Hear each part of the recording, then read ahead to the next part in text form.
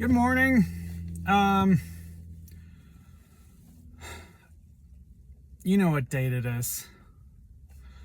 So this morning I saw there's a YouTube independent journalist called, his name is Ian Carroll, and he posted something so timely, especially since I'm launching into fear, the level of consciousness. But he was just talking about journalism, especially the YouTube type of journalism, and how much of it projects despair and fear of the future. Like, so much of it does. But he was just talking about how it gets exhausting, just hearing all the negative YouTube reports about current events and the future. But he was just saying how he actually has, you can look at the future two ways, either like totalitarian, fear-mongering and despair. If that's the case, you get locked into apathy, into the level of apathy pretty quickly, which is kind of what they want us to do anyways.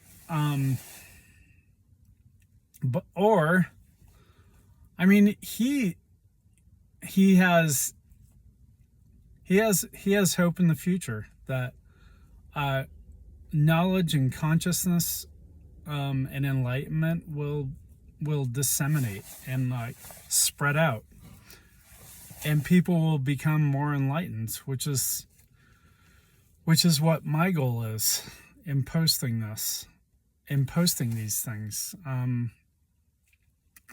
Yeah, for sure. I need a better setup besides just doing it in my car or out in nature. But I want to increase my presentation. But in the meantime, I just want to get the word out. There's a great need for the overall consciousness of the human race to evolve and transcend. And so with that in mind, I am at fear, which is the energy level of 100 hertz of energy frequency. That's it's the level of fear. At the level of 100, more life energy is available compared to the lower levels. Fear of danger runs much of the world, spurring on endless activity. Fear of enemies, old age, or death, and rejection, along with a multitude of social fears, is a basic motivator in the lives of most people. That's fears. It's either fear or inspiration. Those are the two ways to motivate people to action. Fear mostly makes people apathetic and do nothing, and give up and go into despair, which is easy to do. And then you start drinking, you become an alcoholic. From the viewpoint of this level, the world appears hazardous, filled with traps and threats. Fear is the favored official tool for control by oppressive totalitarian agencies. The proliferation of fears is as limitless as the human imagination. Once one focuses on fear, the endless fearful events of the world feed it, which is obvious. Fear becomes obsessive and may take any form. For example, fear of the loss of a relationship leads to jealousy and a chronically high stress level. Fearful thinking can balloon into paranoia or generate neurotic defensive structures. And because it is contagious, it can become a dominant social trend, which, look around you today. Fear limits growth of the personality and leads to inhibition.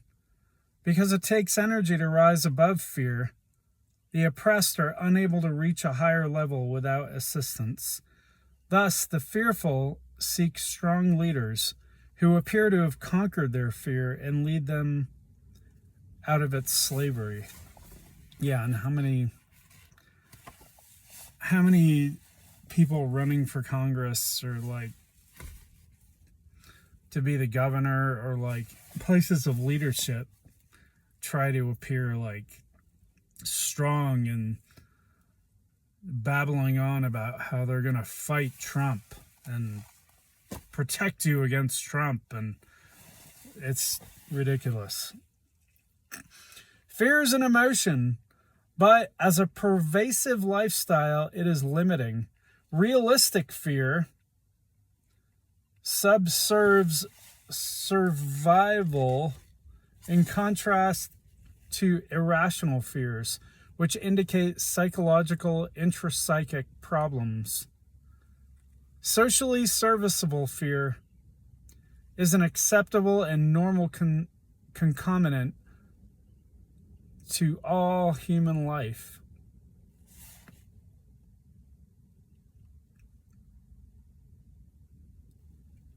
I'm going to skip a little bit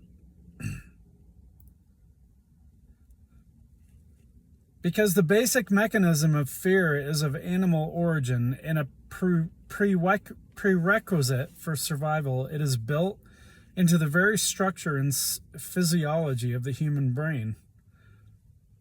Fear also eventuates into the fear of the emotional and the physiological symptoms of fear itself.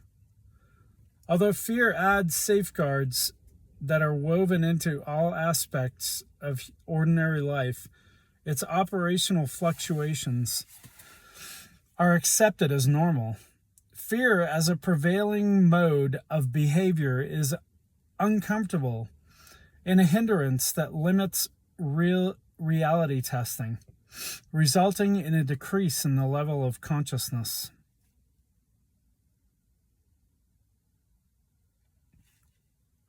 So I can go on further.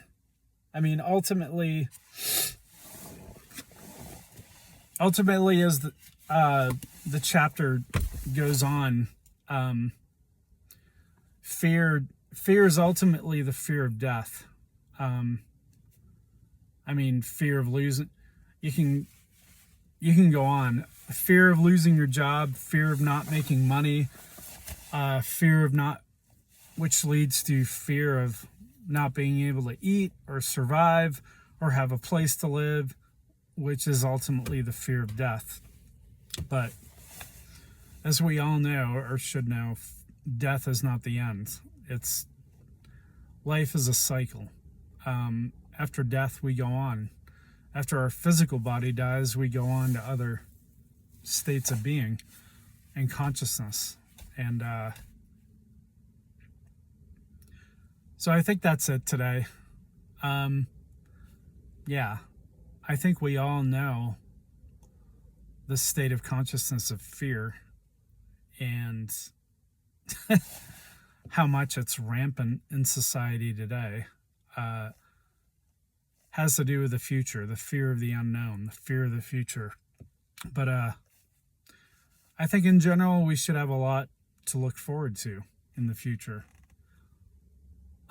If we're in despair of the future, that's the energy we're going to project into the world. So if we're positive about the future, that's the energy we're going to project also. So until next time, see ya.